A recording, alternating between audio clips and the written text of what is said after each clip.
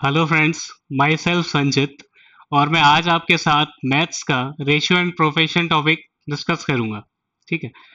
इस टॉपिक में हम देखेंगे कि क्वेश्चंस को ऑप्शंस की हेल्प से विद इन सेकेंड्स कैसे सॉल्व कर सकते हैं। कई क्वेश्चंस ऐसे होंगे जिसमें आपको पेन उठाने की ज़रूरत नहीं पड़ेगी। आप अभी तक अपने बेसिक कॉन्सेप्ट से करते आ रहे हैं। एक क्वेश्चन को सॉल्व करने के लिए आपको मेरे हिसाब से मिनिमम 40 to 50 सेकेंड्स या 1 मिनट के आसपास लगता होगा। लेकिन आज मैं आपको जो पढ़ाने जा रहा हूँ, जिस तरह पढ़ाऊंगा, उससे आप इस टॉपिक के क्वेश्चंस 10 सेकंड के अंदर सॉल्व कर सकते हैं। और कई क्वेश्चन ऐसे होंगे जिसमें आपको पेन उठाने की ज़रूरत नहीं है। तो इस टॉपिक पे जाने से पहले मैं कुछ बेसिक कॉन्सेप्ट्स आपको समझाना चाहता हूँ। चलिए देखिएगा, शुरू करते हैं।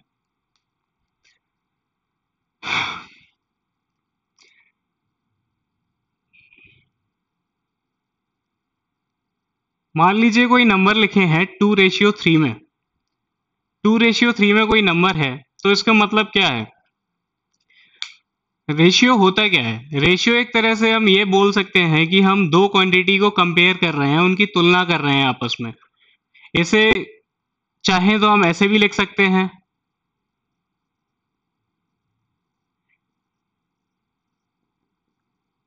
ऐसे भी लिख सकते हैं, या ऐसे भी लिख सकते हैं। तो ऐसे कैसे भी लिखा जा सकता है। अगर रेशियो में किसी सेम नंबर से हम मल्टीप्लाई करते हैं तो रेशियो में कोई फर्क नहीं पड़ता। और देखेंगे, एक एग्जाम्पल के थ्रू हम समझेंगे। जैसे मान लीजिए 4:5 दे रखा है, 4:5 हमें दिया है, और हमें इसी अनुपात में और नंबर लिखने हैं। तो हम कैसे लिखेंगे? इसमें मान लीजिए हम दोनों तरफ 2 से मल्टीप्लाई कर देते हैं, तो ये हो जाएगा हमारा 8:10। 3 से मल्टीप्लाई कर देंगे तो हमारा हो जाएगा 12:15। ठीक है। और अगर हम इसे शॉर्ट में करेंगे, काटेंगे, तो हमें फिर से क्या मिल जाएगा? जो रेशियो हमारा स्टार्टिंग में था। इस कॉन्सेप्ट से आपको एक चीज समझ में आएगी कि कोई भी नंबर रेशियो में दे रखा हो तो उसमें किसी भी संख्या से गुणा करने पर उसके रेशियो में कोई परिवर्तन नहीं पड़ता है। बस शर्त यह है कि हमें दोनों तरफ सेम संख्या से गुणा करना है। ठीक है। चलिए अब आगे देखिए, एक पैटर्न आएगा, उसे समझने की कोशिश करिएगा।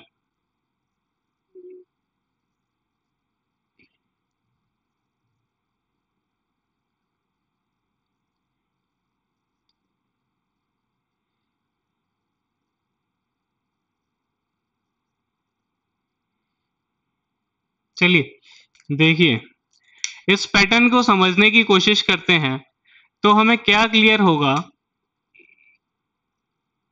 कि कोई भी ऐसी संख्या जो 4 के मल्टीपल में हो या 5 के मल्टीपल में हो, कोई भी ऐसा बड़ा नंबर जिसे हम शॉर्ट नंबर में बांटेंगे या इसे काटते हैं, 4 से जैसे हम काटते हैं, तो हमें मिल जाएगा 4:5। ये 4:5 हमें क्या मिला? वापस वही संख्या है जो स्टार्टिंग में थी। और इससे हमें ये पता चल गया कि कोई भी ऐसी संख्या कितनी भी बड़ी से बड़ी हो, अगर अनुपात में वो 5 आ रहा है, तो बड़ी से बड़ी संख्या चाहे कितनी भी बड़ी हो, कितनी भी बड़ी हो, कोई भी संख्या हो, तो वो 5 से डिवाइड उसमें जाएगा। ठीक है। इससे हमें ये क्लियर हो जाता है कि कोई भी नंबर हो, 5 से उसमें डिवाइड जाएगा अगर हमें अनुपात में यहाँ 5 मिल रहा है तो। ठीक है। इसी तरह कोई भी नंबर हो, कितना भी बड़ा हो, उसमें 4 से डिवाइड जाएगा अगर हमें यहाँ पर 4 मिल रहा हो तो। ठीक है। एक छोटा सा कॉन्सेप्ट है। चलिए और एक एग्जाम्पल लेते हैं और देखिएगा कि अगर कोई नंबर 12:18 में दे रखा है, या इसे ले लेते हैं 12:17। 12:17 में दे रखा है, तो हम देखते हैं कि 17 एक अभाज्य संख्या है। मतलब कोई बड़ा नंबर ऐसा रहा होगा जिसे काटने के बाद हमें 17 मिला, यानी उस बड़े से बड़े नंबर में 17 से भाग जा रहा होगा, तभी यहाँ पे 17 आया। ठीक है। ठीक उसी तरह कोई नंबर ऐसा रहा होगा जिसमें 12 से डिवाइड जा रहा होगा, तब यहाँ पे 12 मिला। बिल्कुल इसी तरह देखेंगे, जैसे किसी भी संख्या में हम भाग दे रहे थे, हमें 4 मिल रहा था, तो कितनी भी बड़ी संख्या होती वो 4 से भाग होती, तभी यहाँ पर 4 आया था। ठीक उसी तरह यहाँ पे 12 कब आएगा? जब कोई भी नंबर कितने भी बड़े से बड़ा हो, उसमें अगर 12 से भाग जाएगा तभी यहाँ पे 12 आएगा। ठीक है। अगर किसी नंबर में 12 से भाग जा रहा है तो उस नंबर में 2 से भी भाग जाएगा, 3 से भी भाग जाएगा और 4 से भी भाग जाएगा। आपको पता है अगर आप 12 के फैक्टर्स करते हैं तो आपको क्या मिलेगा, 2 2 से भाग जा रहा है, मल्टीपल देखेंगे आप 12 के तो 2 से भी जा रहा है, 3 से भी जा रहा है, 4 से भी जा रहा है, 6 से भी जा रहा है, 12 से भी जा रहा है। ठीक है, तो अगर किसी संख्या में 12 से भाग जा रहा है तो संख्या में 3 से भी भाग जाएगा, 4 से भी भाग जाएगा, 2 से भी भाग जाएगा। ठीक है, आपको केवल ये बेसिक कॉन्सेप्ट ध्यान में रखना है। बाकी के इस टॉपिक के जितने भी क्वेश्चंस होंगे रेशियो एंड प्रोपोर्शन के, वो केवल इस कॉन्सेप्ट पे बेस्ड हैं, उनमें आपको कुछ नहीं करना। अभी जो मैंने आपको बताया है बस इतनी चीज आप ध्यान में रखिए, फिर अपने आप आपके क्वेश्चन इजिली होते चले जाएंगे। चलिए स्टार्टिंग करते हैं एक क्वेश्चन से।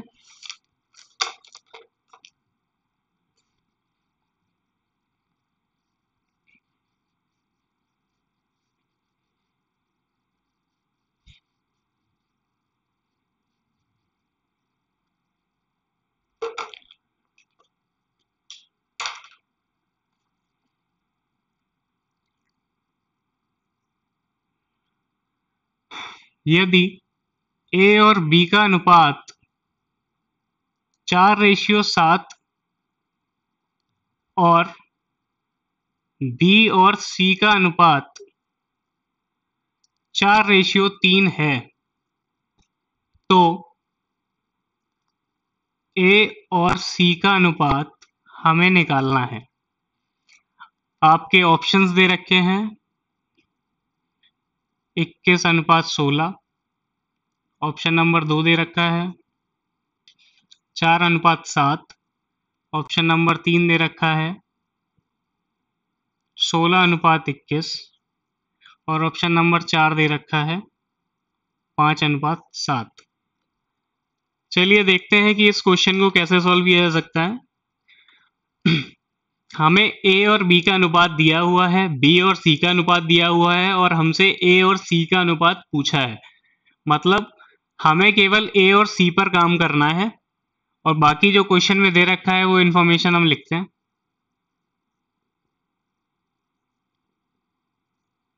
ए और बी का अनुपात था 4:7, बी और सी का अनुपात था 4:3। अब हमें निकालना है ए अनुपात सी। अब हम यहां से सीधे ये नहीं लिख सकते कि ए और सी का अनुपात 4:3 होगा, क्योंकि यहाँ बी दोनों में आ रहा है और बी का मान दोनों जगह अलग अलग है। इसलिए हमें बी की वैल्यू को सेम करना है। बी का मान जब सेम हो जाएगा तब इन दोनों का अनुपात हम लिख सकते हैं। ठीक है, अब बी के मान को सेम करने के लिए क्या करना है, इधर 7 है इधर 4 है, अगर हम इसमें 4 से गुणा कर दें और इसमें 7 से गुणा कर दें तो बी का मान समान हो जाएगा। देखिए अगर इस पूरे में हम 4 से गुणा कर दें और इसमें हम 7 से गुणा कर दें तो बी का मान समान हो जाएगा। ऊपर वाले में आ जाएगा 16:28 और नीचे आ जाएगा 28:21। दोनों में बी का मान समान आ गया तो अब हम ए और सी की तुलना कर सकते हैं।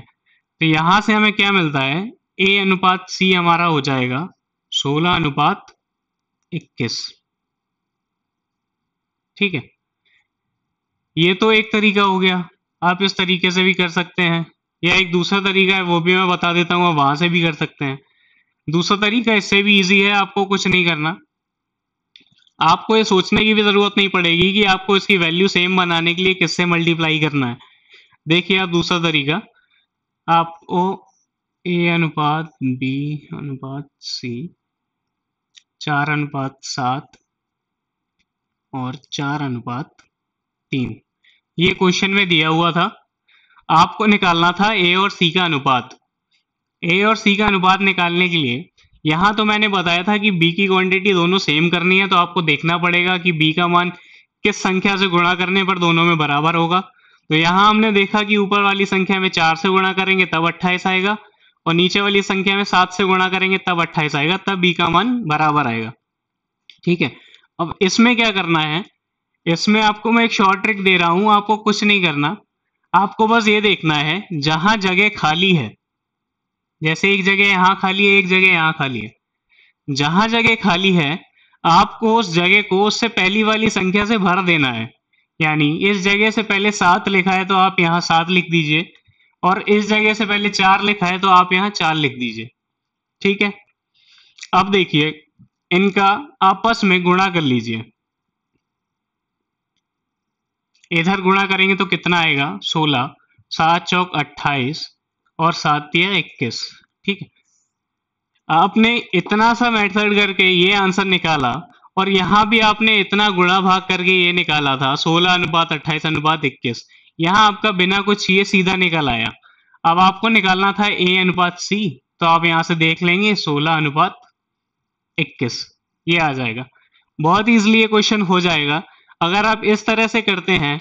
आपको कुछ भी नहीं करना है, जो खाली जगह है उसमें उससे पहले वाली संख्या से भर देना है। ये खाली जगह थी तो इससे पहले वाली संख्या से भर दिया, आपस में सीधा सीधा गुणा कर लिया, जो अनुपात आ गया वो आंसर आपका हो गया। तो इसका आंसर हो जाएगा 16:21। ठीक है, चलिए दूसरा क्वेश्चन देखते हैं इसी टाइप का, आगे बढ़ते हैं।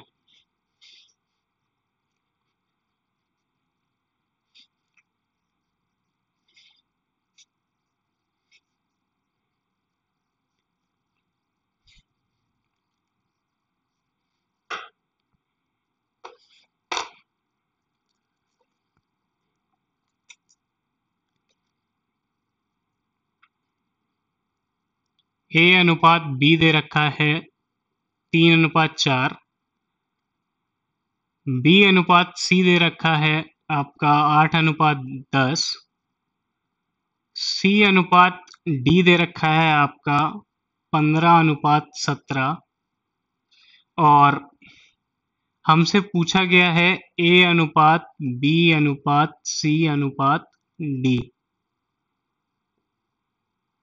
ठीक है, इसके ऑप्शंस आपको दे रखे हैं।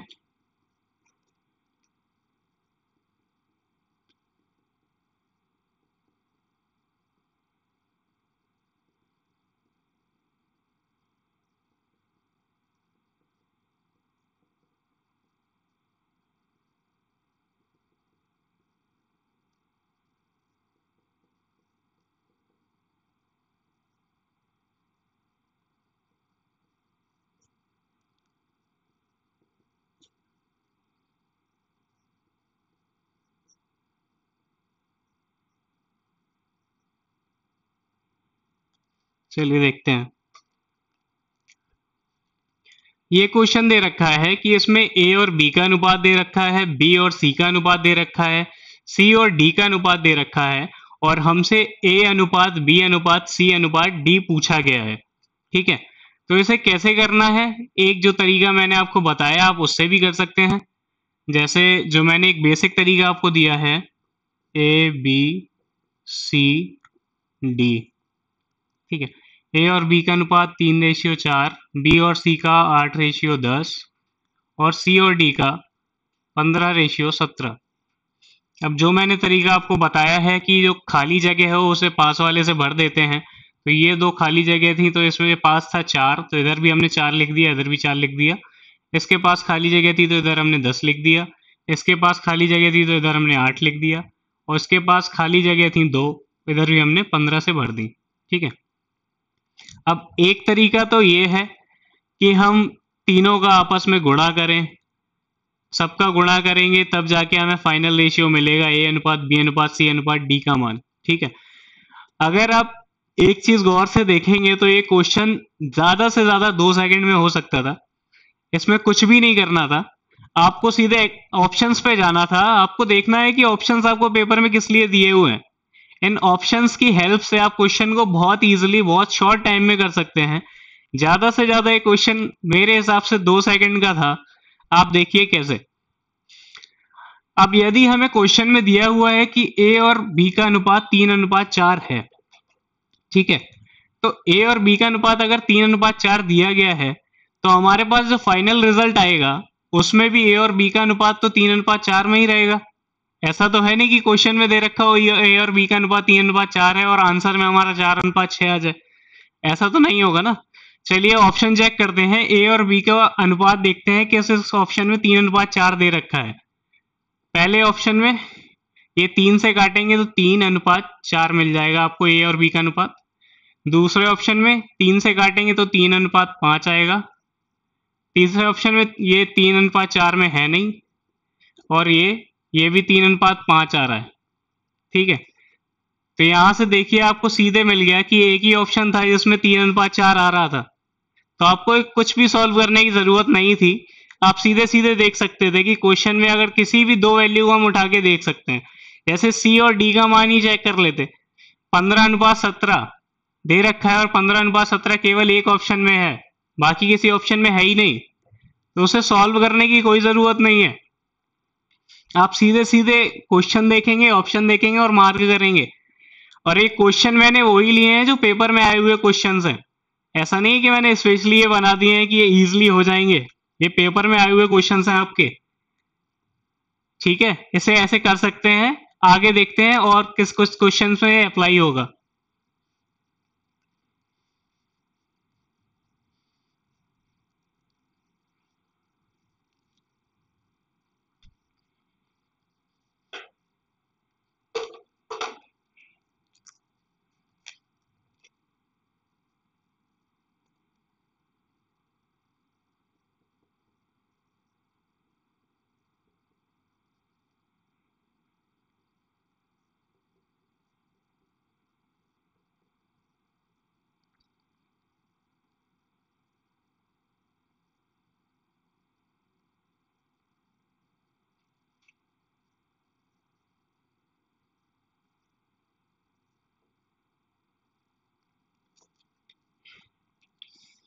ऑप्शंस में लिख देता हूं।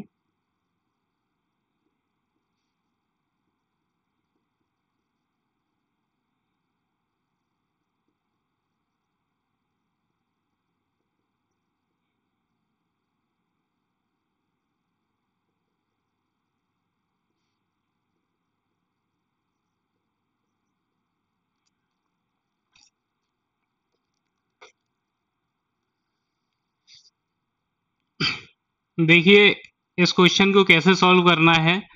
इस क्वेश्चन में हमसे दिया क्या गया है, हमें हमें दिया गया है कि ए और बी का अनुपात दिया गया है, बी और सी का अनुपात दिया गया है, और सी और डी का अनुपात दिया गया है, और हमसे पूछा गया है ए और डी का अनुपात। यानी इस क्वेश्चन में हमें बी और सी से कोई मतलब नहीं है, हम केवल ए और डी पर काम करेंगे। ए पर और डी पर काम करेंगे और हमारा आंसर निकलेगा। ठीक है, चलिए जो इन्फॉर्मेशन दे रखी है उसे लिखने की कोशिश करते हैं।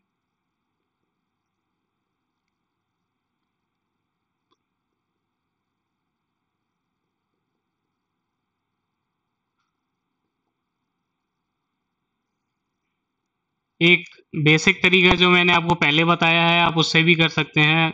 आस जो खाली जगह है उसके पास वाली संख्या से उसे भर दीजिए। इसके पास 7, इसके पास 5 और इसके पास 8। इन सब का आपस में गुणा कर लेंगे और हमारा फाइनल रिजल्ट आ जाएगा। अब हमसे पूछा गया है ए और डी का अनुपात, तो हम केवल ए और डी पर ही काम करेंगे। हमें बी और सी से कोई मतलब ही नहीं है, जब हमसे पूछा ही नहीं जा रहा है। तो आप कैलकुलेशन में टाइम वेस्ट ना करें कि आप सारा मल्टीप्लाई कर रहे हैं, उसके बाद लास्ट में ए और डी को कंपेयर कर रहे हैं। आपको ए और डी में ही आंसर निकालना है, तो बी और सी से आपको मतलब नहीं है। ठीक है, अब ए और डी में आंसर निकालेंगे तो ए हो जाएगा 3 × 5 × 8 अनुपात 4 × 7 × 9। अब देखिए किसी से कट रहा है जी। 4 से 2 बार गया, 3 से 3 बार गया, और हमें अनुपात मिल गया 10:21। ठीक है, इस तरह हमारा आंसर आ जाएगा 10:21। ये एक तरीका है जो कॉमन मैंने आपको बताया है पहले। इसका एक दूसरा तरीका है, देखिए वो भी देख लेते हैं। दूसरा मेथड देखिएगा। अब हमें इसकी एक शॉर्ट ट्रिक भी है निकालने की। अगर हमसे ए और डी का अनुपात पूछा जाए और हमें ए अनुपात बी अनुपात सी और सी अनुपात डी दिया जाता है, तो हम कैसे सॉल्व करेंगे। देखिए इसका एक सीधा सीधा फॉर्मूला है। ए बटा डी हमें निकालना है, तो सबके पहले पहले नंबर का मल्टीप्लाई 3 × 5 × 8 भाग देंगे आप दूसरे दूसरे नंबर के मल्टीप्लाई से। 4 × 7 × 9, ये 2 बार जाएगा, ये 3 बार जाएगा, और आपका आंसर निकल आएगा। ए और डी का अनुपात निकल आया 10:21। ऐसे ऐसे भी लिख सकते हैं और इसे ऐसे भी लिख सकते हैं, दोनों सेम ही चीज़ है, दोनों में कोई डिफरेंस नहीं है। ठीक है, तो इस तरह आपने देखा एक फॉर्मूला भी है कि अगर आपको 3 अनुपात दिए जाते हैं और सबसे पहला और आखिरी का अनुपात निकालना हो तो सीधे सीधे इसका एक शॉर्ट ट्रिक भी है कि पहली पहली संख्या का गुणा बटा दूसरी दूसरी संख्या का गुणा। ठीक है, इससे आपका सीधे आंसर निकल आएगा। चलिए, दो तरीके हो गए, अब बढ़ते हैं अगले क्वेश्चन पे जो थोड़ा लेवल अप बढ़ाएंगे। देखते हैं पेपर में कैसे क्वेश्चन आते हैं और इजीली कैसे हो पाते हैं। चलिए बढ़ाते हैं, चलते हैं आगे।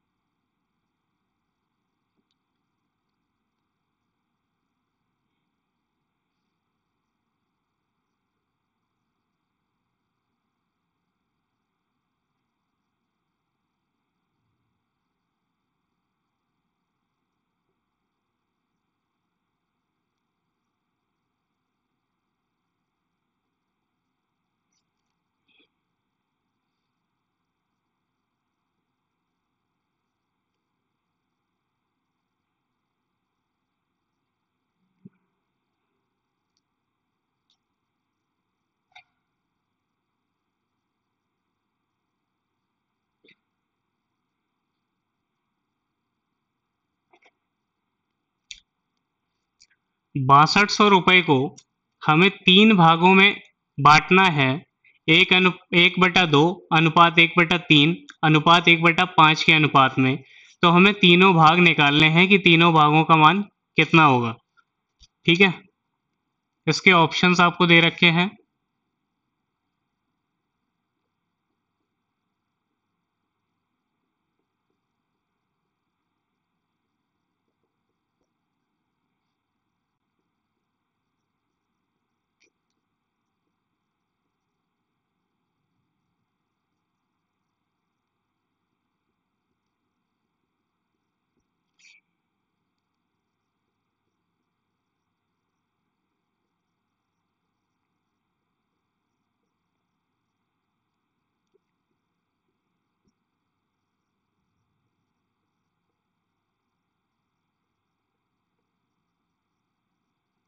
ये चार आपको ऑप्शन दे रखे हैं और आपको निकालना है कि तीनों भागों का मान क्या होगा। देखिए, अगर अनुपात हमें भिन्न के रूप में दे रखा हो तो उसे हम कैसे चेंज करेंगे अपने रेगुलर टर्म में, जैसे हम पहले क्वेश्चनों में करके आए हैं जिसमें सीधा सीधा अनुपात दिया जाता था। देखिए कैसे करते हैं। जो तीन संख्याएं हमें दी गई हैं अलग अलग फ्रैक्शंस में दिए हुए हैं ये, और हमें इन्हें सिंगल डिजिट रियल नंबर्स में चेंज करना है। तो हम क्या करेंगे, इन तीनों का एलसीएम लेंगे। तीनों का लासा लेने पर, जब इन तीनों का लासा लिया जाएगा तो हमें पता चलता है कि ये लासा हमारा आ जाएगा 30। जब इनका लासा 30 आ गया तो आप क्या करेंगे, 30 में जो पहली संख्या हमें दे रखी थी 1/2 उससे भाग देंगे, दूसरी संख्या दे रखी थी 1/3 उससे भाग देंगे, और तीसरी जो दे रखी थी 1/5 उससे भाग देंगे। भाग देंगे तभी आपको पता चल जाएगा जो हमारा रेशियो में मिलेगा 15, 10 और 6। 15:10:6 के अनुपात में हमें तीनों संख्याएं मिल गई। अब हमसे पूछा क्या गया है कि तीनों संख्याओं का हमें अलग अलग मान निकालना है। यदि तीनों को मिलाकर 6200 रुपये हो, हमारा निकल के कितना आया, तीनों को अगर हम जोड़ते हैं तो हमारा कितना मिलेगा हमें, 15 प्लस 10 प्लस 6। जब यहाँ हम तीनों को जोड़ेंगे तो 15 10 25, 25 और 6 31। हमारा मिल रहा है आंसर हमें 31, और क्वेश्चन में दे रखा है 6200। ठीक है, 31 की वैल्यू क्वेश्चन में कितनी दे रखी है, 6200। यदि 31 का मान क्वेश्चन में 6200 दिया गया है तो इसका कितना गुना है, 200 गुना है।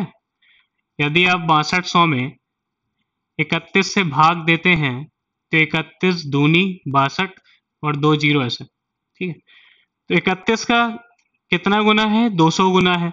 तो जो हमारी संख्याएं निकली थी ये भी कितने गुना होंगी? 200 गुना।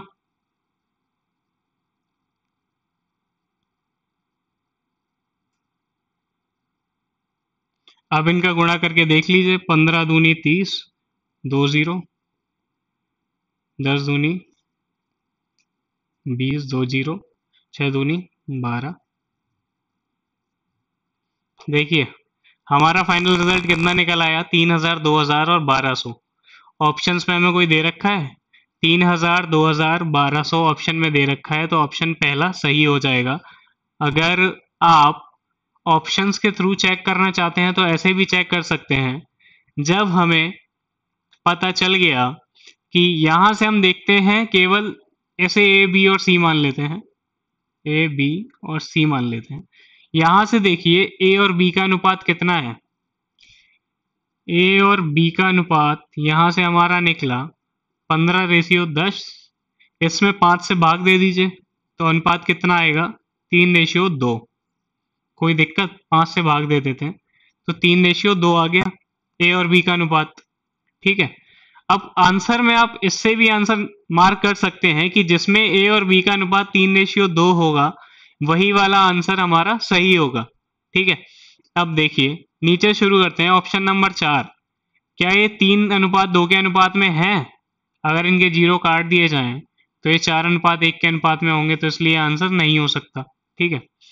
अब ये देखिए, क्या ये 3:2 के अनुपात में है? अगर इनके दो जीरो काट दिए जाएं और 5 से भाग दे दिया जाए तो 5:4 आ जाएगा। ये 3:2 के अनुपात में है? नहीं है। अब इसे देखिए, इसमें भी अगर हम दो जीरो काट दें और 5 से भाग दें तो 7:3 आ जाएगा। क्या ये 3:2 के अनुपात में है? ये भी नहीं है। जब ये तीन ऑप्शंस गलत हो गए तो चौथा तो अपने आप सही होगा। उसे चेक करने की जरूरत नहीं है। अगर आप उसे भी चेक कर रहे हैं तो आप अपना टाइम बर्बाद कर रहे हैं, ठीक है। तो इस तरह से भी हम कर सकते हैं कि यहाँ हमने बस इतना निकाला, उसके बाद ऑप्शन से चेक कर लिया, जो कंडीशन हमारी सेटिस्फाई हो रही है वही आंसर हो जाएगा, बाकी नहीं हो सकता। और बाकी अगर आप पूरा निकालना चाहते हैं तो आपको ये तरीका मैंने बता दिया है, आप इससे भी कर सकते हैं, ठीक है। बढ़ते हैं अपने नेक्स्ट क्वेश्चन की तरफ।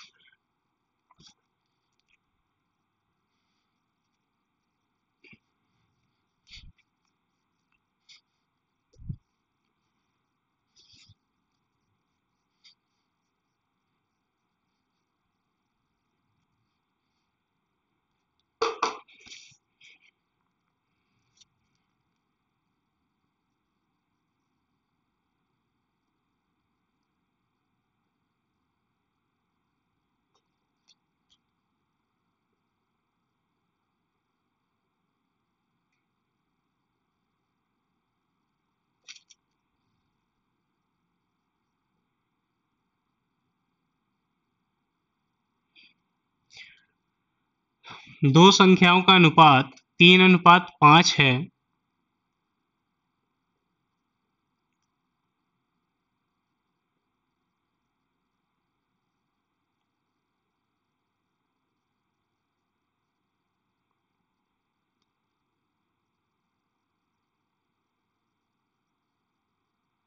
यदि दोनों संख्याओं से 9 घटा देते हैं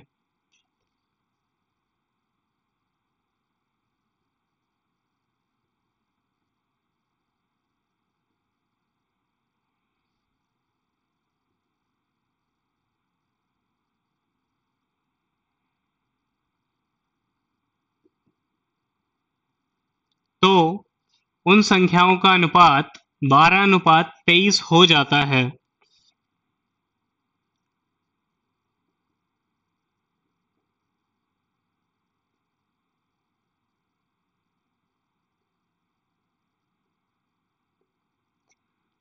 तो हमें छोटी संख्या ज्ञात करनी है। आपके ऑप्शंस दे रखे हैं 27, 33, 49, 55। ठीक है, देखिए इस क्वेश्चन में क्या कहा गया है कि दो संख्याओं का अनुपात 3:5 है। यदि दोनों संख्याओं में से 9 घटा दिया जाता है तो उनका अनुपात 12:23 हो जाता है। तो हमें ज्ञात करना है कि छोटी संख्या क्या थी। ठीक है, इसे कैसे सॉल्व किया जाएगा, एक तरीका आपको पता होगा, आपको बुक्स में भी मिलेगा। x मान लेते हैं, x मानकर हम सॉल्व कर सकते हैं। तो वो बहुत बेसिक तरीका है, आप कर रहे हैं और जितने बच्चे एग्जाम दे रहे हैं सारे उसी तरीके से कर रहे हैं, तो फर्क क्या रह गया सब में। आप भी अगर उस क्वेश्चन को करने में उतना ही टाइम ले रहे हैं जितना सारे बच्चे ले रहे हैं, तो आप में और उनमें फर्क क्या रह गया, है ना। तो आपको इस चीज पे थोड़ा कमांड करनी होगी और अपनी थिंकिंग को ना थोड़ा और एक्सप्लेन करेंगे। एक्सपेंड करने पे आपको पता चलेगा कि कई क्वेश्चन ऐसे होते हैं जिसमें आपको पेन वैन नहीं उठाना और आपका आंसर आ जाएगा। ये क्वेश्चन भी उनमें से ही एक है, इसमें भी आपको पेन उठाने की जरूरत नहीं है और आपका आंसर आ जाएगा। देखिए कैसे।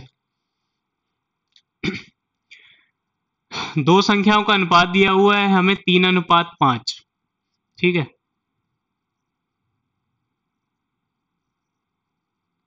अब यहां से हमें ये तो पता चल गया कि ये 3 जो होगी ये स्मॉल नंबर होगा और एल वाला लार्ज नंबर होगा। ठीक है, हमें निकालना क्या है, हमसे पूछा क्या गया है, फाइंड द स्मॉल नंबर, यानी हमें इस नंबर पे ही काम करना है। ठीक है, इस नंबर पे हमें काम करना है। और मैंने आपको स्टार्टिंग में एक कॉन्सेप्ट बताया था कि अगर यहाँ पर 3 आ रहा है तो यानी कोई ऐसी संख्या रही होगी जिसमें 3 से डिवाइड जा रहा होगा, है ना। स्टार्टिंग में ही मैंने आपको बताया था कि अगर यहाँ पे 5 लिखा है तो कोई भी बड़े से बड़ा नंबर ले लीजिए आप, उसमें 5 से डिवाइड जा रहा होगा तभी यहाँ पर 5 आया है।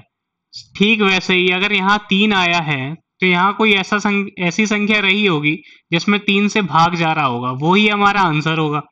क्योंकि हमसे पूछा गया है वो छोटी संख्या कौन सी थी, वो छोटी संख्या जौन सी भी होगी वो 3 से डिवाइड तो जाएगी ही जाएगी। इतनी बात आपको क्लियर हो गई। चलिए अब देखते हैं ऑप्शंस में हमें कौन कौन से ऐसे नंबर दे रखे हैं जिनमें 3 से भाग जा रहा है। 27 में जा रहा है 3 से भाग, 33 में जा रहा है 3 से भाग, 49 में नहीं जा रहा, 55 में नहीं जा रहा। तो हमारे दो ऑप्शन तो यहीं पर हट गए। इन दोनों में से आंसर नहीं हो सकता क्योंकि इनमें 3 से डिवाइड ही नहीं जा रहा है, तो यहाँ पर 3 कैसे आ सकता है। ठीक है, अब चलिए हम पे दो ऑप्शन बचते हैं, पहला है 27 और दूसरा है 33। हम ऑप्शंस के थ्रू उठा के भी चेक कर सकते हैं। ठीक है, मान लिया हमने कि हमारी संख्या रही होगी 33, दूसरा ऑप्शन मैं ले लेता हूं कि हमारी संख्या मान लीजिए 33 रही होगी। तो ये अगर ये संख्या 33 रही होगी तो ये इसका कितना गुना है, 11 गुना। तो ये भी 11 गुना रहा होगा, तो ये संख्या कितनी रही होगी, 55। ठीक है, ऑप्शन से हमने ले लिया कि अगर मान लीजिए हमारी छोटी संख्या 33 रही होगी तो बड़ी वाली संख्या कितनी आ गई, 55। ठीक है, अब क्वेश्चन में आगे क्या कहा गया है कि if 9 is subtracted from each, if 9 is subtracting from each, यदि दोनों संख्याओं में से 9 घटा दिया जाता है तो उनका अनुपात 12:23 हो जाता है। चलिए अब दोनों संख्याओं में से 9 घटाते हैं। 33 में से 9 घटाएंगे 24, इससे भी 9 घटाते हैं। 55 में से 9 घटा दीजिए, ये आ जाएगा आपका 46। ठीक है, 2 से भाग दे देते हैं तो कितना आ गया, 12:23। यही क्वेश्चन में दिया हुआ था ना। देखिए आपका आंसर निकल आया है एक ऑप्शन उठाने से, आपको x मान के सॉल्व करने की जरूरत नहीं पड़ी, है ना। तो आपको यहां से पता चल गया कि अगर आपका जो आपने ऑप्शन उठाया है वो इक्वेशन को सेटिस्फाई कर रहा है तो वो आपका आंसर सही होगा। ठीक है, अगर अब आप बोल रहे हो कि मान लीजिए हम 27 उठाते, 3 अगर 27 मानते, जैसे हमें ये दिया हुआ था हम इसे 27 ले लेते, तो ये कितना गुना था, 9 गुना। तो ये भी 9 गुना हो जाता, कितना आ जाता, 45। अब यदि दोनों में से 9 9 घटाना था, इससे 9 घटाते तो ये आपका आता 18, और इससे 9 घटाने पर आपका आता 36। अगर इसमें इसे छोटे उसमें काटते तो 18 से भाग चला जाता, यानी 1:2 आ जाता। और हमें दिया कितना गया था अनुपात, 12:23, और हमारा आया कितना, 1:2। इसलिए ये 27 जो है ये गलत है। तो आपका आंसर अगर 27 गलत आता है तो फिर भी आप बिना दूसरा चेक किए आंसर मार्क कर देंगे, क्योंकि इन दोनों में से तो आंसर हो ही नहीं सकता, क्योंकि 3 से भाग ही नहीं जा रहा है। और एक जो ऑप्शन हमने ये उठाया था ये भी गलत आ रहा है, तो बचा क्या, ऑप्शन नंबर दूसरा। इस आंसर सही होना इसकी मजबूरी है, इसके अलावा कोई और आंसर नहीं हो सकता। ठीक है, चलिए बढ़ते हैं अपने अगले क्वेश्चन की तरफ।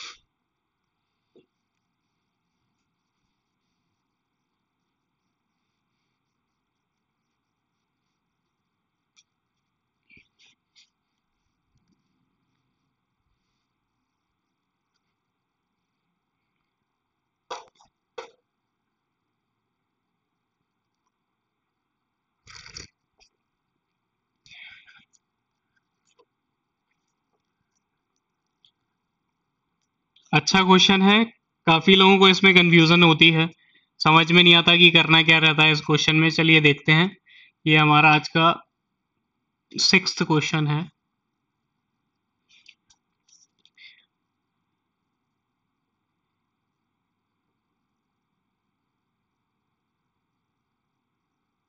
A mixture of 30 liter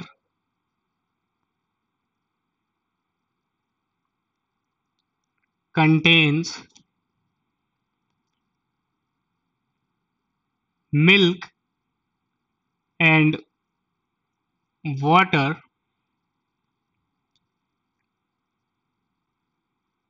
in ratio of 7:3।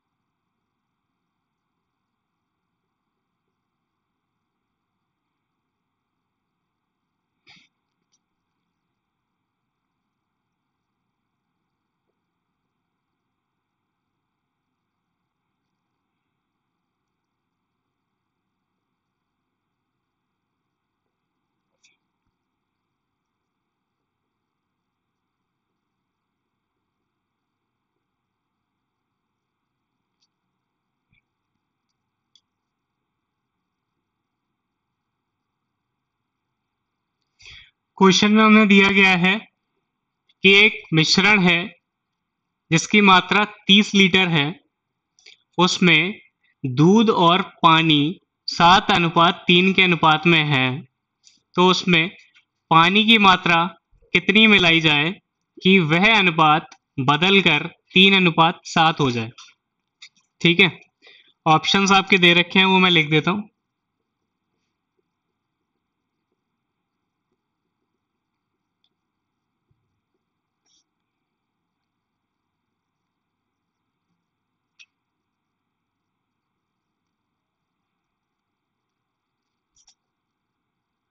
ये ऑप्शन आपके दे रखे हैं 10, 20, 30 और 40। ठीक है, इस क्वेश्चन को कैसे सॉल्व करना है चलिए देखते हैं। इसमें दिया गया है कि एक मिश्रण में मिल्क और वाटर का अनुपात दे रखा है हमें 7:3। ठीक है, और इसमें बोला गया है इस मिश्रण की मात्रा 30 लीटर है, यानी ये टोटल हमारा आया 10। इस 10 की मात्रा में कितनी दे रखी है, 30, यानी कितना गुना है, 3 गुना। तो मिश्रण में मिल्क कितना होगा, 3 गुना यानी 21, और वाटर कितना होगा, ये भी 3 गुना होगा यानी 9। ठीक है, अब दोनों को जोड़ दीजिए तो 30 लीटर आ जाएगा।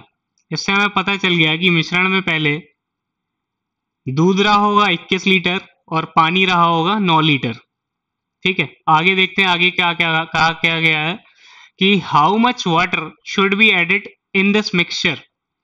अब मिक्सचर में हमें पानी मिलाना है so that we get the ratio of milk and water in final mixture is 3:7। अब हमें ये पूछा गया है हमसे कि कितना पानी मिलाया जाए कि फाइनल मिक्सचर जो मिले हमें उसमें मिल्क और वाटर का अनुपात 3:7 में हो। यानी मिला रहे हैं हम पानी, तो जितना दूध पहले था स्टार्टिंग में जितना था उतना ही एंड में भी रहेगा। दूध तो 21 लीटर का 21 लीटर रहा। ठीक है, और हमें चाहिए क्या, कितना पानी मिलाया जाए कि मिक्सचर में दूध और पानी का अनुपात 3:7 हो जाए। अब इधर गौर से देखिएगा, 3:7 दिख गया आपको, यानी पानी की मात्रा ऐसी होगी जो 7 से जिसमें डिवाइड जा रहा होगा। अगर यहाँ पर 7 लिखा है तो कोई एक ऐसा नंबर आना चाहिए जिससे 7 से जिसमें भाग जा रहा हो। चलिए ऑप्शन से देखते हैं। अगर हम 10 लीटर ऐड कर देते हैं, इसमें 10 लीटर और मिलाया जाए तो हमें कितना मिलेगा, 19। 7 से इसमें भाग जा रहा है नहीं, तो ये गलत है। दूसरा ऑप्शन उठाइए, 20 लीटर अगर ऐड करते हैं तो 9 में अगर हम 20 ऐड करते हैं कितना मिला, 29। 7 से भाग जा रहा है नहीं जा रहा। 30 उठाइए, 9 में हम 30 जोड़ते हैं हमें मिल गया 39। 7 से भाग जा रहा है नहीं जा रहा। 40 उठाइए, 9 में हम 40 जोड़ते हैं मिल गया हमें 49। 7 से भाग जा रहा है, हाँ जा रहा है, इसलिए हमारा ये ऑप्शन सही हो गया। ठीक है, ऐसे चाहे तो ऐसे भी कर सकते हैं कि यहां से भी हम देख सकते थे कि 9 हमें दिया हुआ है और हमें ऐसी संख्या यहां चाहिए जिसमें 7 से भाग चला जाए। सीधे सीधे हम यहां से देख सकते थे, हमें इतना दे रखा था क्वेश्चन में, ये क्वेश्चन जितना दे रखा है उतना मैंने लिख रखा है कि अगर स्टार्टिंग में दूध और पानी की मात्रा इतनी है और बाद में मिश्रण में पानी मिलाया जा रहा है तो दूध की मात्रा तो बराबर रहेगी, जितना पहले थी उतना ही बाद में रहेगी। ठीक है, पानी मिला रहे हैं और ये अनुपात आखिरी में हो जा रहा है 3:7। 3:7 अगर हो रहा है तो 7 कब आएगा, जब यहाँ पे कोई ऐसी संख्या हो जिसमें 7 से भाग जा रहा हो। ठीक है, तो 9 में कितना जोड़ दें कि 7 से भाग चला जाए, तो हमें एक ही ऑप्शन मिलेगा कि 9 में अगर हम 40 जोड़ देते हैं तो ये संख्या मिल जाएगी 49 और इसमें 7 से भाग भी जाएगा, और जब हम इसे काटेंगे 7 से तो हमें कितना मिल जाएगा, 3:7, जो हमें क्वेश्चन में दिया हुआ है। तो इससे हमें पता चल गया कि हमारा ऑप्शन नंबर 4 ठीक है। अब इधर देखिए, आप कितने क्वेश्चंस ऐसे हैं जो ऑप्शंस की हेल्प से आप कर दे रहे हैं, आपको कुछ करना नहीं पड़ रहा है, ज्यादा सोचने की कोई जरूरत नहीं है। ऑप्शंस आपको दे रखे हैं, आंसर उन्हीं में छुपा होता है, बस उनका यूज करके आपको निकालना है, ज्यादा आपको कुछ नहीं करना है इनमें। ठीक है, चलिए आगे देखते हैं एक और क्वेश्चन।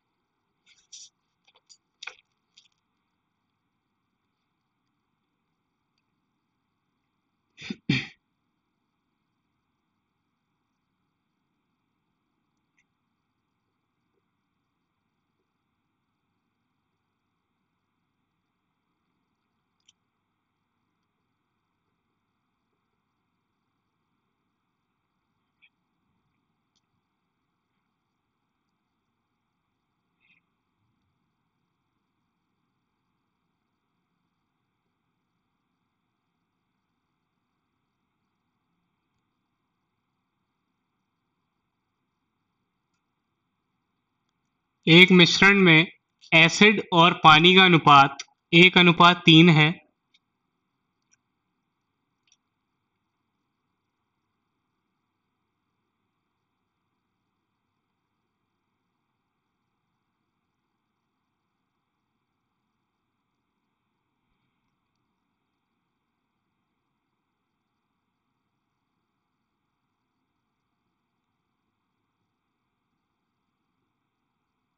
यदि मिश्रण में 5 लीटर एसिड जोड़ दिया जाता है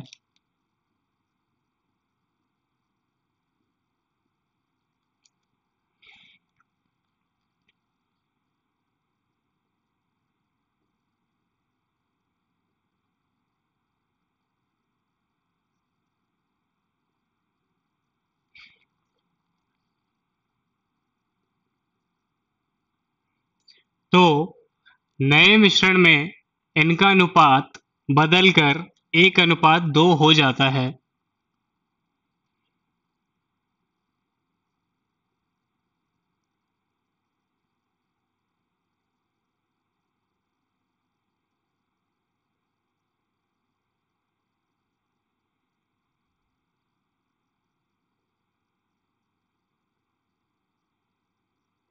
तो हमें बताना है कि नए मिश्रण की मात्रा लीटर में कितनी होगी। ऑप्शंस आपके दे रखे हैं।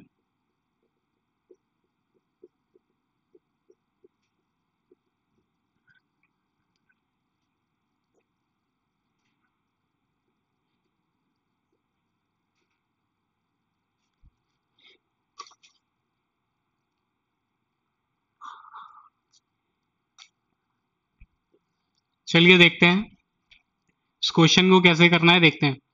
क्वेश्चन में दिया हुआ है कि एक मिश्रण है जिसमें एसिड और पानी का अनुपात 1:3 है। यदि मिश्रण में 5 लीटर एसिड और डाला जाता है तो यह अनुपात बदलकर 1:3 हो जाता है। तो हमें बताना है कि नए मिश्रण में मात्रा लीटर में कितनी है, नए मिश्रण की मात्रा लीटर में कितनी आएगी, ये हमें बताना है। चलिए देखिए इसमें कैसे करना है। एसिड और पानी का अनुपात हमें दे रखा है 1:3। ठीक है, और किया क्या जा रहा है कि 5 लीटर एसिड डाला जा रहा है जिससे अनुपात बदलकर कितना हो जाता है, 1:2।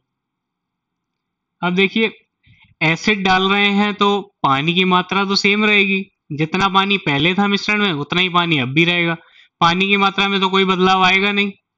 तो पानी की मात्रा हमें सेम करने के लिए क्या करना रहेगा, इधर 2 से गुणा कर दें और इधर 3 से। अगर आप ऐसा करते हैं तो क्या मिलेगा आपको, ये हो जाएगा आपका 2:6 और ये आपका हो जाएगा 3:6। ठीक है, अब देखिए यहां से हमें मिल गया कि एसिड और वाटर का अनुपात क्वेश्चन में जैसे कहा गया था, हमने एक स्टेप वैसे ही बढ़े हैं। क्वेश्चन में बोला गया था कि एसिड को ऐड कर रहे हैं इसलिए पानी की मात्रा सेम रहेगी, जितना पहले ही था उतना अब रहेगा। तो हमने पानी की मात्रा को बराबर कर लिया। अब यहाँ भी उतना ही पानी है जितना पानी यहाँ है। ठीक है, हमसे बोला क्या गया है कि एसिड हमने ऐड किया है 5 लीटर। यहाँ हमारा ऐड कितना हो रहा है, एक बढ़ा ना।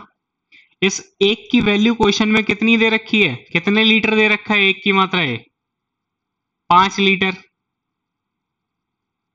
ठीक है, इस क्वेश्चन में एक की मात्रा कितनी दे रखी है, 5 लीटर। ठीक है, तो एक की मात्रा अगर हमारी 5 लीटर आ गई तो हमसे पूछा क्या गया है, the value of new mixture in litre is, नया मिश्रण कौन सा था, ये वाला। तो इसकी मात्रा लीटर में कितनी होगी। अगर हमें मिला यहां से कि एक की वैल्यू है 5 लीटर।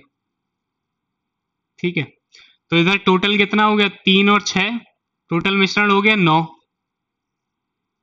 9 की वैल्यू कितनी हो जाएगी, ये इसका था 5 गुना, ये भी इसका 5 गुना, यानी कितने लीटर आ गया, 45 लीटर। और यहां से हमें पता चल गया कि आंसर हमारा हो जाएगा 45। हम चाहते तो इसे निकालने की जरूरत नहीं थी, हम ऑप्शन से भी देख सकते थे। देखिए कैसे हम ऑप्शंस की हेल्प से भी ये क्वेश्चन कर सकते थे, इसे हमें निकालने की जरूरत नहीं पड़ती। अब यहां मैं इसे हटा देता हूं, इधर मैं इसे हटा देता हूं। अब देखिएगा यहां से हमारा टोटल मिक्सचर कितना आया, टोटल मिक्सचर आएगा 3 + 6 कितना हो गया, 9।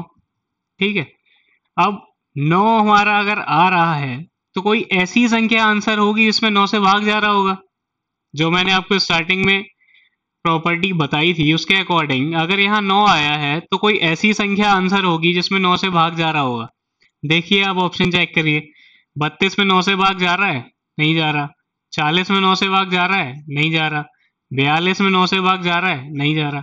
45 में 9 से भाग जा रहा है, हाँ जा रहा है। इसलिए हमारा आंसर 45 हो जाएगा। हमें निकालने की भी जरूरत नहीं थी, हम यहाँ तक करके ऑप्शन से चेक कर सकते थे।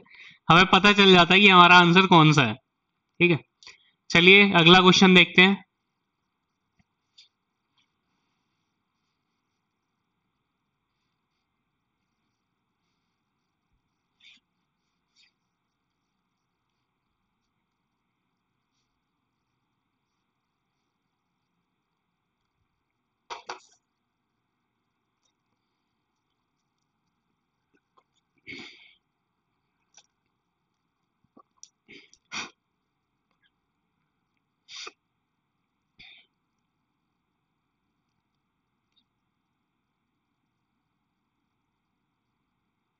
Question number 9। अगला क्वेश्चन है, इस आपके रेशियो एंड प्रोपोर्शन के टॉपिक में ही बेस्ड एक एज वाले क्वेश्चन भी आते हैं जिसमें आपको दिया जाता है कि एक पिता की उम्र पुत्र की आयु की इतने गुना थी, इतने साल बाद उसकी उम्र पुत्र की आयु की इतने गुना रह जाती है, तो आपकी बतानी है कि पिता और पुत्र की आयु क्या थी या क्या है। इस टाइप के क्वेश्चन भी आते हैं। जैसे देखा जाए तो हम एज वाले टॉपिक में रखते हैं लेकिन उसे रेशियो के मेथड से भी सॉल्व किया जा सकता है। तो उस एक क्वेश्चन को मैंने इसमें भी लिया हुआ है जो पेपर में आया हुआ है आपके। चलिए देखते हैं वो क्वेश्चन कैसे होगा। क्वेश्चन है आपका,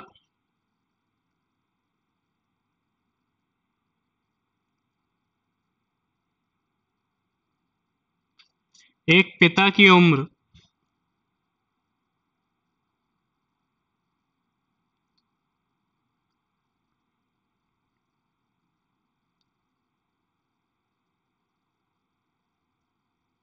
अपने पुत्र की आयु की 6 गुनी है।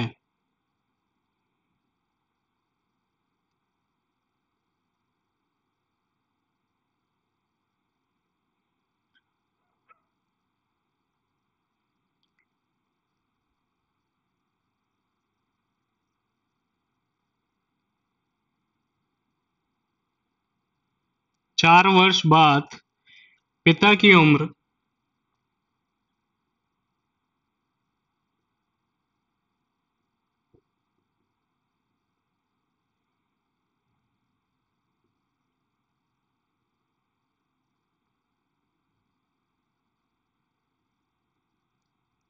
अपने पुत्र की आयु की 4 गुना हो जाती है।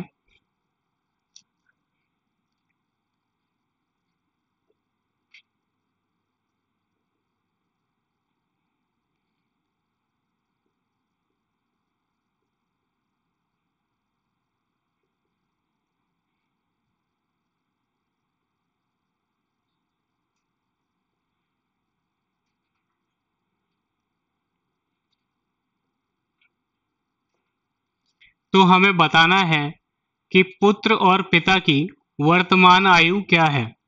आपके ऑप्शंस दे रखे हैं।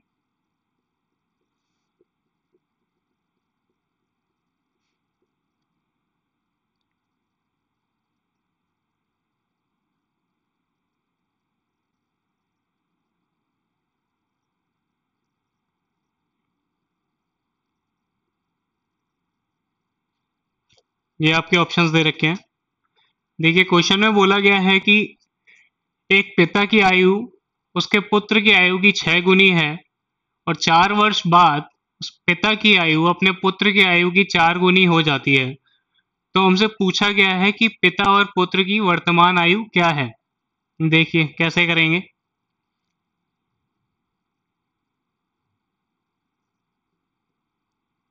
सन और फादर की उम्र हमें दे रखी है कि पिता की उम्र पुत्र की आयु की 6 गुनी है। यहां से हमें पता चल जाएगा सन और फादर की एज का रेशियो है वो 1:6 है। ठीक है, जो क्वेश्चन में हमें दे रखा है उसके बाद क्या बोला है, ये प्रेजेंट की बात हो रही है कि प्रेजेंट में कितनी है। प्रेजेंट में उनकी आयु का अनुपात 1:6 है। ठीक है। और आगे देखते हैं क्या कहा गया है कि after 4 years the age of father becomes 4 times that of his son, यानी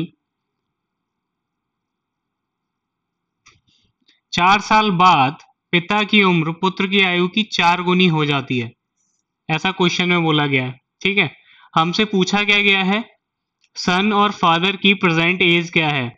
ठीक है, चलिए देखते हैं कैसे करेंगे। अब देखिए, एक चीज आपको यहीं से देखनी है कि हमें प्रेजेंट एज पूछी गई है सन और फादर की, और उनका रेशियो दिया गया है 1:6। तो हम ऑप्शन चेक करने की कोशिश करते हैं कि कोई ऑप्शन ऐसा तो नहीं है जिसमें ये अनुपात 1:6 में दिया ही ना हो। ठीक है, चलिए देखते हैं।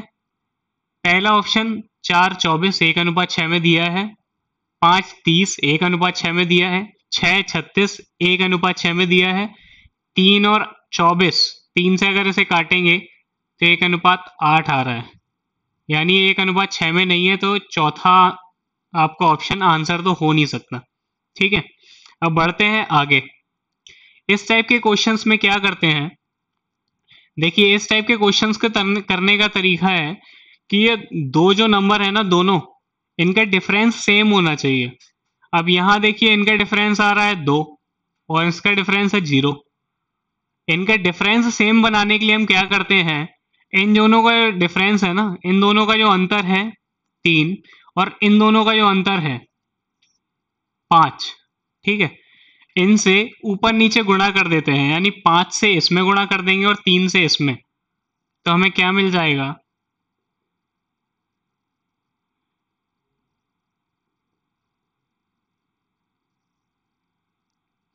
अगर इससे आप 3 से गुणा करेंगे और इसमें आप 5 से गुणा करेंगे तो आपको अनुपात ये मिल जाएगा। अब देखिए, दोनों अनुपातों का डिफरेंस सेम आ गया, इसमें भी 2 का अंतर है, इसमें भी 2 का अंतर है। ठीक है, अब इसे आगे सॉल्व कैसे करना है वो देखते हैं। हमें दिया क्या गया था, जो डिफरेंस दे रखा है प्रेजेंट और 4 साल के बीच में, ये हमारा डिफरेंस कितना आया 2, और एक क्वेश्चन में कितना दिया हुआ है 4, यानी 2 की वैल्यू क्वेश्चन में कितनी दे रखी है, इसे मैं इधर लिख देता हूं। इस 2 की वैल्यू क्वेश्चन के हिसाब से कितनी है 4 साल। ठीक है, तो यानी कितना गुना है ये, 2 गुना। ठीक है, तो जब हमारा जो आंसर आ रहा है उसके अकॉर्डिंग क्वेश्चन में वैल्यू दुगनी दे रखी है, तो हमारी जो एज निकल के आ रही है प्रेजेंट, वो भी दुगनी हो जाएंगी। ठीक है, तो सन की एज प्रेजेंट में कितनी हो जाएगी, इसका दुगना कर दीजिए आप 6, और फादर की एज प्रेजेंट में कितनी हो जाएगी, इसका दुगना कर दीजिए आप 36। तो सन और फादर की प्रेजेंट एज हमारी निकल के कितनी आ गई, 6 और 36। 6 और 36 हमें ऑप्शन में दे रखा था, तो हमारा ऑप्शन नंबर 3 बिल्कुल ठीक है। समझ में आया आप लोगों को, सन और फादर की प्रेजेंट एज निकल के आ गई 6 और 36।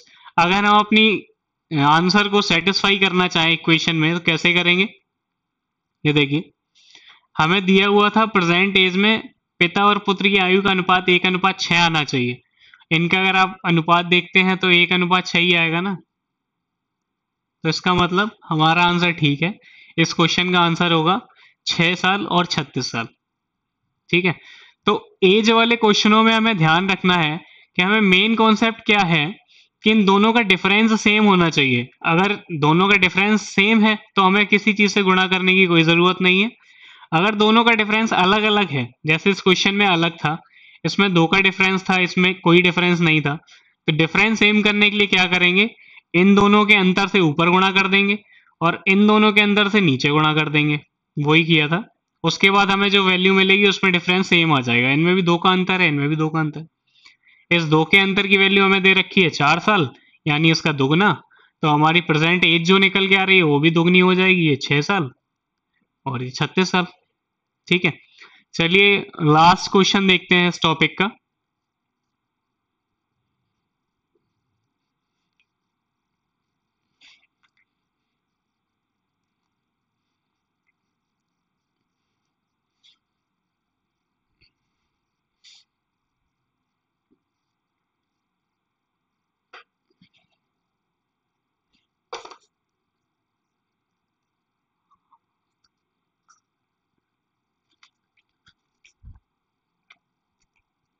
देखिए क्या दे रखा है, क्वेश्चन नंबर 10th।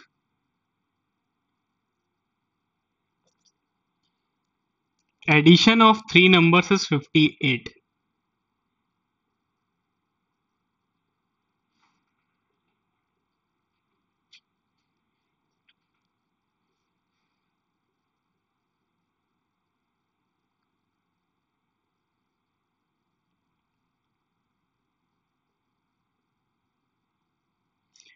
यदि 3 संख्याओं का जोड़ 58 है,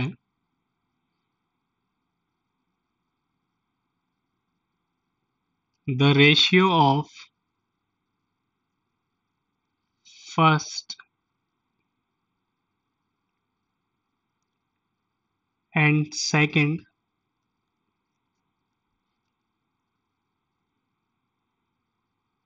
नंबर इज 4:9।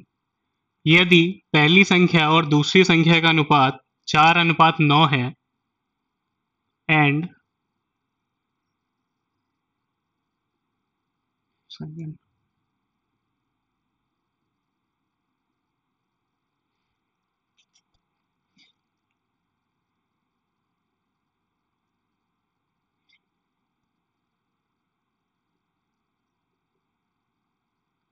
और दूसरी और तीसरी संख्या का अनुपात 9:16 है,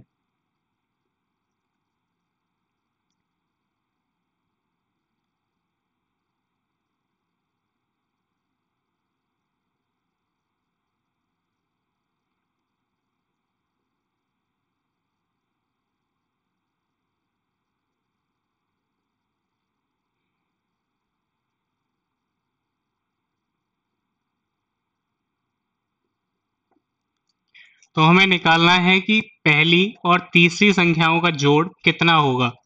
ठीक है, ऑप्शंस दे रखे हैं।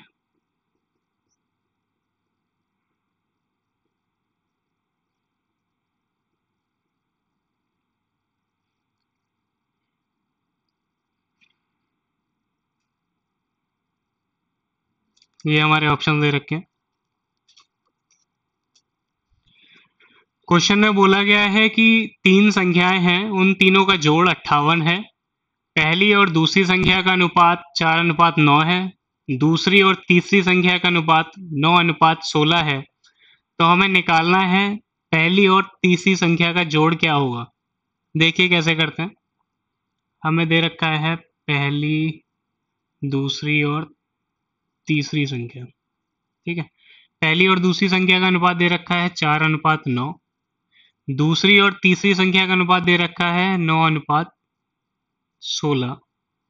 ठीक है, और हमें निकालना है पहली और तीसरी संख्या का जोड़ क्या होगा। ठीक है, चलिए देखिए, मैंने तीनों संख्याओं का अनुपात निकालना आपको पहले क्वेश्चन में बताया था, लेकिन उसे निकालने की जरूरत क्यों पड़ती है। अगर जो दोनों संख्याओं में कॉमन संख्या है, कॉमन संख्या दोनों में कौन सी है, दूसरी, जो पहली दूसरी में भी आ रही है और दूसरी तीसरी में भी आ रही है। अगर इसकी वैल्यू अलग अलग दी होती हैं तो हमें वो पूरा तरीका लगाने की ज़रूरत है कि खाली जगह में जो हो वो लिख दें, फिर गुणा कर लें, जो निकल के आएगा वो हमारा फाइनल रेशियो आ जाएगा। अगर हमें दोनों संख्याएं सेम दे रखी हैं तो हमें कुछ करने की ज़रूरत नहीं है। सीधे सीधे इसे हम ऐसे भी लिख सकते हैं, 4:9:16। कुछ भी करने की ज़रूरत नहीं है। अगर दोनों संख्याओं का b का मान दोनों जगह सेम दे रखा है तो हमें कुछ करना नहीं है, सीधे सीधे जैसा दे रखा है वैसे ही लिख देना है। ठीक है, तो इसके हिसाब से हमारा निकल के आता है 4:9:16। ठीक है, अगर इन तीनों को जोड़ते हैं तो हमारा कितना हो जाएगा, 4:9:16, यानी ये हमारा हो गया 16×4=20, 9, 29। लेकिन क्वेश्चन में इस 29 की वैल्यू कितनी दे रखी है, 58। क्वेश्चन के हिसाब से वैल्यू 58 होनी चाहिए, यानी इसका कितना गुना है, 2 गुना। ठीक है, अगर ये 2 गुना है तो हर संख्या दोगुनी हो जाएगी, यानी पहली संख्या हो जाएगी 8, दूसरी संख्या हो जाएगी 18, तीसरी संख्या हो जाएगी 32। ठीक है, हमसे पूछा क्या गया था कि पहली संख्या और तीसरी संख्या को जोड़कर हमें कितना प्राप्त होगा। तो पहली संख्या और तीसरी संख्या को जोड़ दीजिए, इधर first number plus third number जब आप करेंगे तो आपको मिल जाएगा 8 प्लस 32 बराबर 40। तो इस तरह हमारा आंसर निकल आएगा 40। एक चीज हम और कर सकते थे, अगर हम ये संख्याएं अलग अलग ना निकालते, हमें पता चल गया था कि पहली संख्या दूसरी संख्या और तीसरी संख्या का अनुपात ये है। ठीक है, और हमें एक की वैल्यू मिल गई 2, यानी जो भी हमारा आंसर था उसमें हमें दुगना करना है। तो अगर हम यहीं से इन दोनों को जोड़ते, पहली संख्या और तीसरी संख्या का जोड़ पूछा गया था, तो अगर 4 और 16 को यहीं से जोड़ते तो हमें मिल जाता पहली संख्या प्लस दूसरी संख्या कितनी हो जाती 20। और फिर हमें क्या करना था, उसका दुगना ही तो करना था, इसमें 2 से गुणा कर देते तो हमारा सीधे सीधे ये 40 आ जाता। हमें ये निकालने की ज़रूरत अलग अलग नहीं पड़ती, हम डायरेक्ट यहाँ से 40 आंसर मार्क कर सकते थे, उसके अकॉर्डिंग हमारा आंसर हो जाएगा 40।